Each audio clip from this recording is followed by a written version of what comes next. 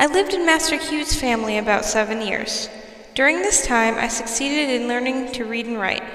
In accomplishing this, I was compelled to resort to various stratagems. I had no regular teacher. My mistress, who had kindly commenced to instruct me, had, in compliance with the advice and direction of her husband, not only ceased to instruct, but had set her face against my being instructed by anyone else. It is due, however, to my mistress to say of her that she did not adopt this course of treatment immediately. She at first lacked the depravity indispensable to shutting me up in mental darkness. It was at least necessary for her to have some training in the exercise of irresponsible power, to make her equal to the task of treating me as though I were a brute. My mistress was, as I have said, a kind and tender-hearted woman, and in the simplicity of her soul she commenced, when I first went to live with her, to treat me as she supposed one human being ought to treat another. In entering upon the duties of a slaveholder, she did not seem to perceive that I sustained to her the relation of a mere chattel, and that for her to treat me as a human being was not only wrong, but dangerously so. Slavery proved as injurious to her as it did to me. When I went there, she was a pious, warm, and tender-hearted woman. There was no sorrow or suffering for which she had not a tear. She had bread for the hungry, clothes for the naked, and comfort for every mourner that came within her reach. Slavery soon proved its ability to divest her of these heavenly qualities. Under its influence, the tender heart became stone, and the lamb-like disposition gave way to one of tiger-like fierceness. The first step in her downward course was in her ceasing to instruct me. She now commenced to practice her husband's precepts. She finally became even more violent in her opposition than her husband himself. She was not satisfied with simply doing as well as he had commanded. She seemed anxious to do better. Nothing seemed to make her more angry than to see me with a newspaper. She seemed to think that here lay the danger. I have had her rush at me with a face made all up of fury, and snatch from me a newspaper in a manner that fully revealed her apprehension. She was an apt woman, and a little experience soon demonstrated to her satisfaction that education and slavery were incompatible with each other. From this time I was most narrowly watched. If I was in a separate room any considerable length of time, I was sure to be suspected of having a book, and was at once called to give an account of myself. All this, however, was too late. The first step had been taken. Mistress, in teaching me the alphabet, had given me the inch, and no precaution could prevent me from taking the L. The plan which I adopted, and the one by which I was most successful, was that of making friends of all the little white boys whom I met in the street. As many of these as I could, I converted into teachers. With their kindly aid, obtained at different times and in different places, I finally succeeded in learning to read. When I was sent of errands, I always took my book with me, and by going one part of my errand quickly, I found time to get a lesson before my return. I used also to carry bread with me, enough of which was always in the house, and to which I was always welcome, for I was much better off in this regard than many of the poor white children in our neighborhood. This bread I used to bestow upon the hungry little urchins, who, in return, would give me that more valuable bread of knowledge. I am strongly tempted to give the names of 2 or 3 of those little boys as a testimonial of the gratitude and affection I bear them, but prudence forbids.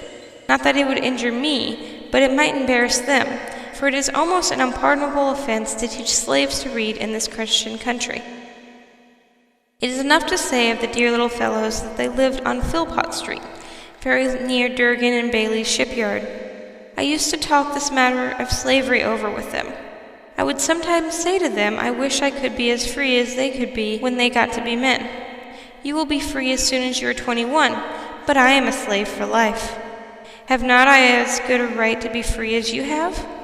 These words used to trouble them. They would express for me the liveliest sympathy, and console me with the hope that something would occur by which I might be free. I was now about 12 years old, and the thought of being a slave for life began to bear heavily upon my heart. Just about this time I got hold of a book entitled The Columbian Orator. Every opportunity I got, I used to read this book. Among much of the other interesting matter, I found in it a dialogue between a master and his slave. The slave was represented as having run away from his master 3 times. The dialogue represented the conversation which took place between them when the slave was retaken the 3rd time. In this dialogue, the whole argument in behalf of slavery was brought forward by the master, all of which was disposed of by the slave. The slave was made to say some very smart as well as impressive things in reply to the master, things which had the desired though unexpected effect, for the conversation resulted in the voluntary emancipation of the slave on the part of the master. In the same book, I met with one of Sheridan's mighty speeches on and in behalf of Catholic emancipation. These were choice documents to me. I read them over and over again with unabated interest. They gave tongue to interesting thoughts of my own soul, which had frequently flashed through my mind and died away for want of utterance. The moral which I gained from the dialogue was the power of truth over the conscience of even a slaveholder. What I got from Sheridan was a bold denunciation of slavery and a powerful vindication of human rights. The reading of these documents enabled me to utter my thoughts and to meet the arguments brought forward to sustain slavery. But while they relieved me of one difficulty, they brought on another even more painful than the one of which I was relieved. The more I read, the more I was led to abhor and detest my enslavers. I could regard them in no other light than a band of successful robbers who had left their homes and gone to Africa, and stolen us from our homes, and in a strange land reduced us to slavery. I loathed them as being the meanest as well as the most wicked of men. As I read and contemplated the subject, behold, that very discontentment which Master Hugh had predicted would follow my learning to read had already come, to torment and sting my soul to unutterable anguish. As I writhed under it, I would at times feel that learning to read had been a curse rather than a blessing. It had given me a view of my wretched condition without the remedy. It opened my eyes to the horrible pit, but to no ladder upon which to get out. In moments of agony, I envied my fellow slaves for their stupidity. I have often wished myself a beast. I preferred the condition of the meanest reptile to my own. Anything, no matter what, to get rid of thinking. It was this everlasting thinking of my condition that tormented me. There was no getting rid of it. It was pressed upon me by every object within sight or hearing, animate or inanimate. The silver trump of freedom had roused my soul to eternal wakefulness. Freedom now appeared to disappear no more forever. It was heard in every sound and seen in everything. It was ever present to torment me with a sense of my wretched condition.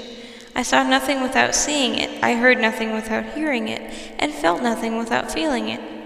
It looked from every star, it smiled in every calm, breathed in every wind, and moved in every storm. I often found myself regretting my own existence and wishing myself dead, but for the hope of being free, I have no doubt but that I should have killed myself, or done something for which I should have been killed. While in this state of mind, I was eager to hear anyone speak of slavery. I was a ready listener. Every little while I could hear something about the abolitionists. It was some time before I found what the word meant. It was always used in some connections as to make it an interesting word to me. If a slave ran away and succeeded in getting clear, or if a slave killed his master, set fire to a barn, or did anything very wrong in the mind of a slaveholder, it was spoken of as the fruit of abolition. Hearing the word in this connection very often, I set about learning what it meant. The dictionary afforded me little or no help. I found it was the act of abolishing, but then I did not know what was to be abolished. Here I was perplexed. I did not dare to ask anyone about its meaning, for I was satisfied that it was something they wanted me to know very little about. After a patient waiting, I got one of our city papers, containing an account of the number of petitions from the North, praying for the abolition of slavery in the District of Columbia, and of the slave trade between the states. From this time I understood the words abolition and abolitionists, and always drew near when that word was spoken, expecting to hear something of importance to myself and fellow slaves. The light broke in upon me by degrees. I went one day down on the wharf of Mr. Waters, and seeing 2 Irishmen unloading a scow of stone, I went, unasked, and helped them. When we had finished, one of them came to me and asked me if I were a slave. I told him I was. He asked, "Are ye a slave for life?" I told him that I was.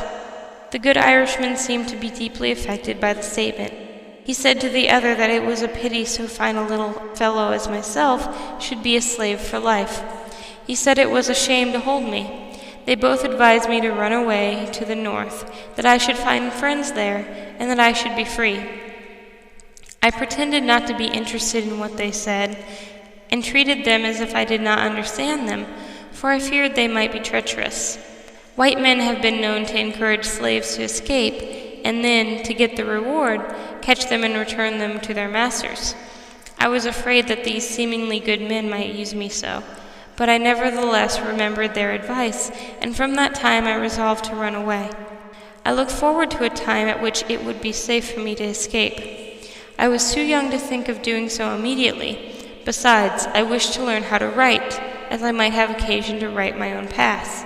I consoled myself with the hope that I should one day find a good chance. Meanwhile, I would learn to write. The idea as to how I might learn to write was suggested to me by being in Durgin & Bailey's shipyard, and frequently seeing the ship carpenters, after hewing and getting a piece of timber ready for use, write on the timber the name of that part of the ship for which it was intended. When a piece of timber was intended for the larboard side, it would be marked thus, L. When a piece was for the starboard side, it would be marked thus, S. A piece for the larboard side forward would be marked thus, L, F. When a piece was for the starboard side forward, it would be marked thus, S, F. For larboard aft, it would be marked thus, L, A. For starboard aft, it would be marked thus, S, A. I soon learned the names of these letters and for what they were intended when placed upon a piece of timber in the shipyard. I immediately commenced copying them, and in a short time was able to make the 4 letters named. After that, when I met with any boy who I knew could write, I would tell them I could write as well as he. The next word would be, "I don't believe you, let me see you try it." I would then make the letters which I had been so fortunate as to learn, and ask him to beat that. In this way I got a good many lessons in writing, which it is quite possible I should never have gotten in any other way.